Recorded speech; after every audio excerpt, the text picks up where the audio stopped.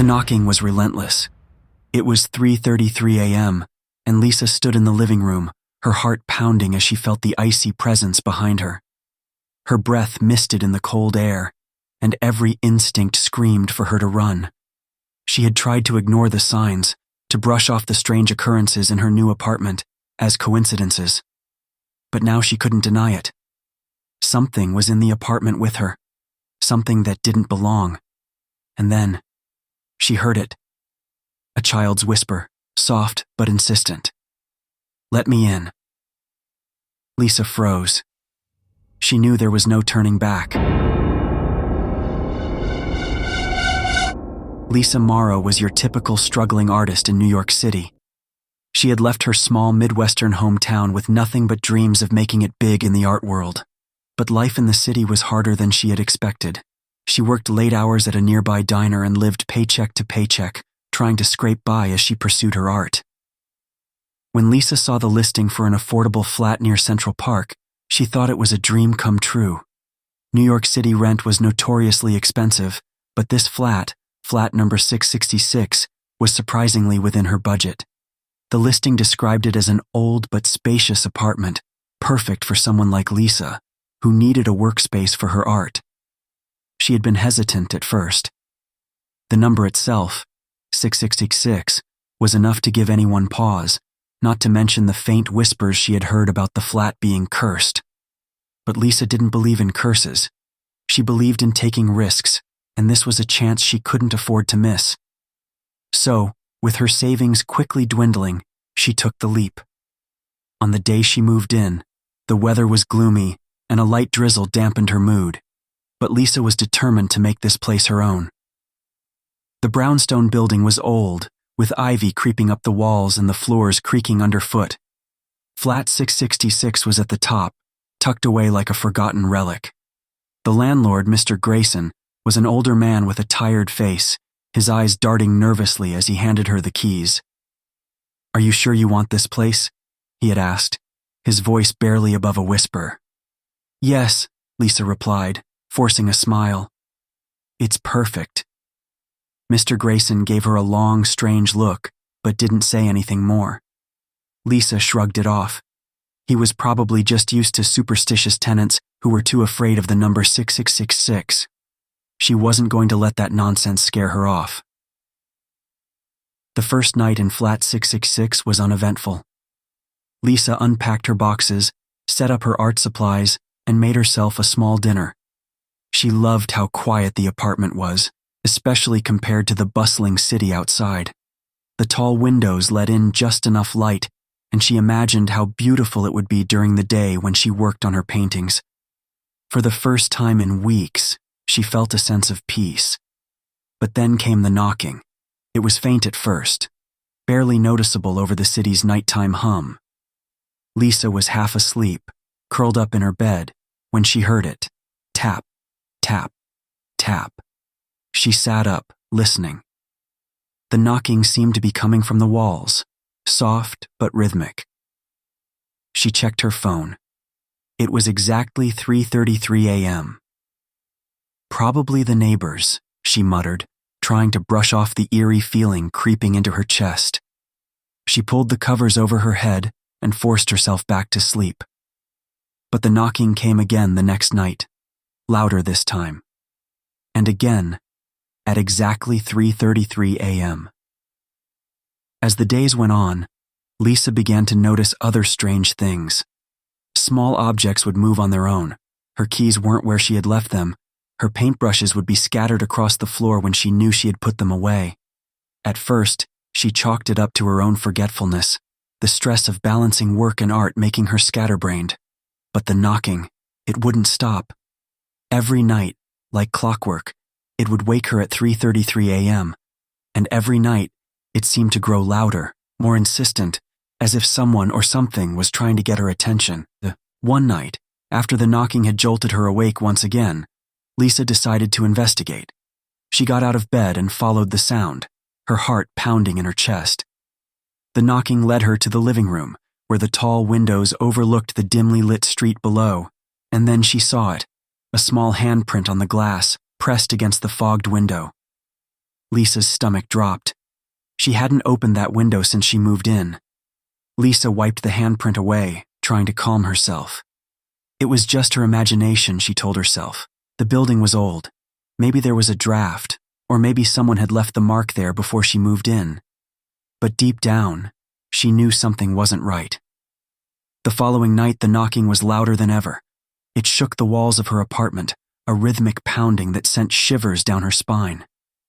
Lisa sat up in bed, clutching the covers, her breath coming in short, panicked gasps. And then she heard it. A voice. A soft, childlike whisper. "Let me in."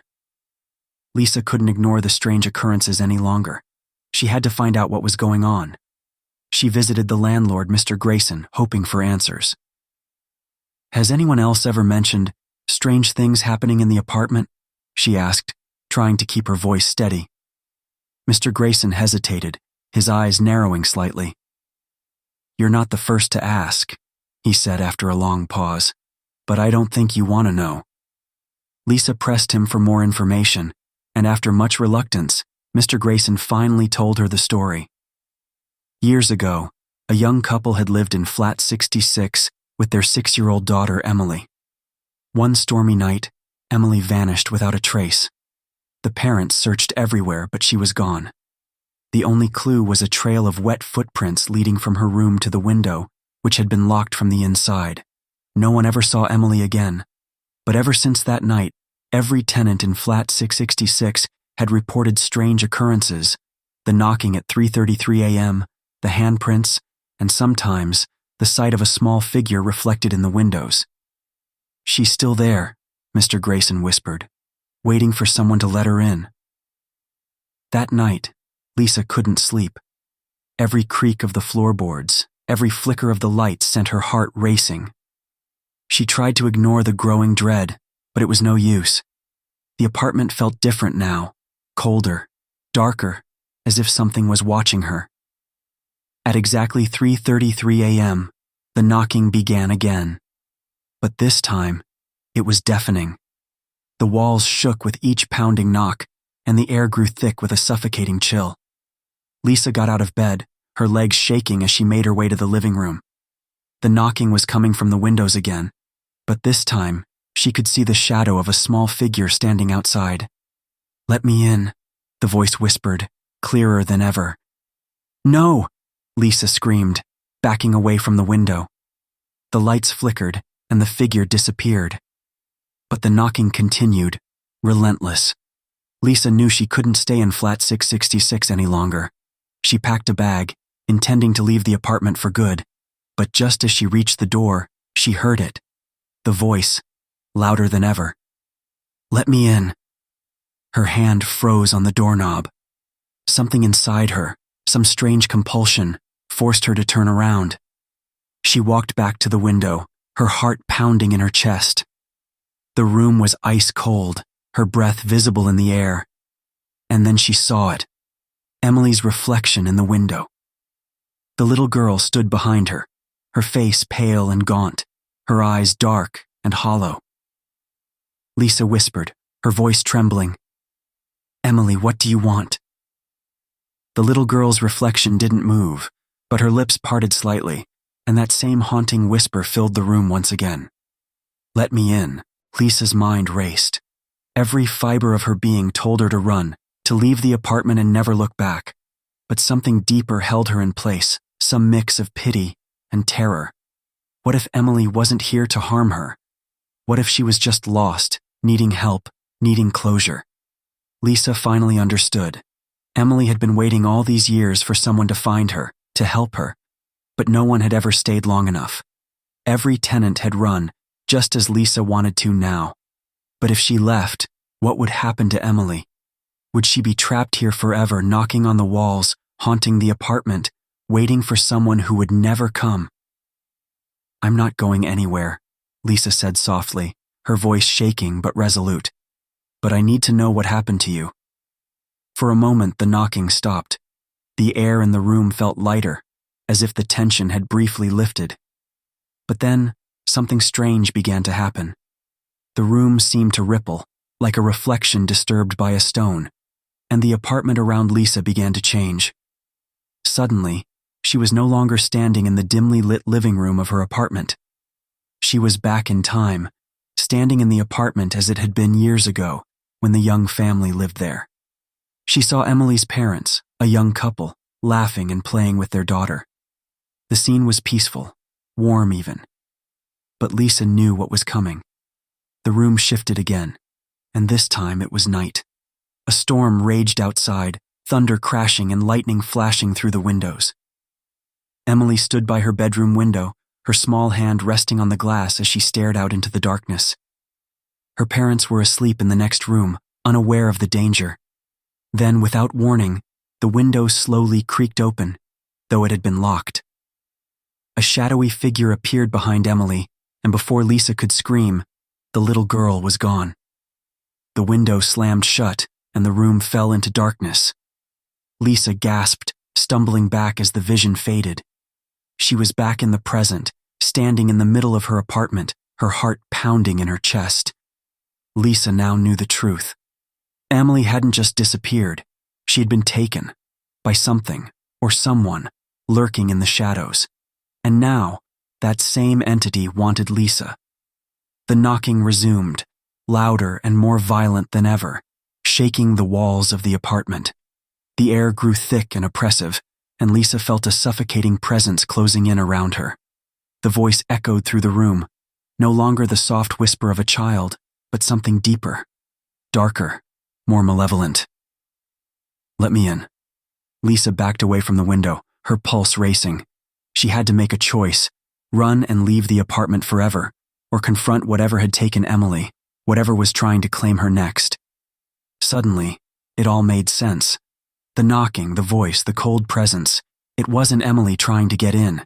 It was the same force that had taken her all those years ago.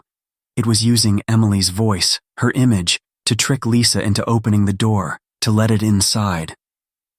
"No," Lisa whispered, her voice shaking but determined. "You can't have me." The knocking intensified, the windows rattling in their frames. The air grew colder, and the shadow in the reflection began to grow larger, more menacing. Lisa grabbed the closest object she could find, a heavy bookend, and hurled it at the mirror. The glass shattered, and with it, the apartment seemed to erupt in chaos. The lights flickered, the walls trembled, and the knocking reached a fever pitch. But Lisa stood her ground, refusing to give in to the terror that surrounded her.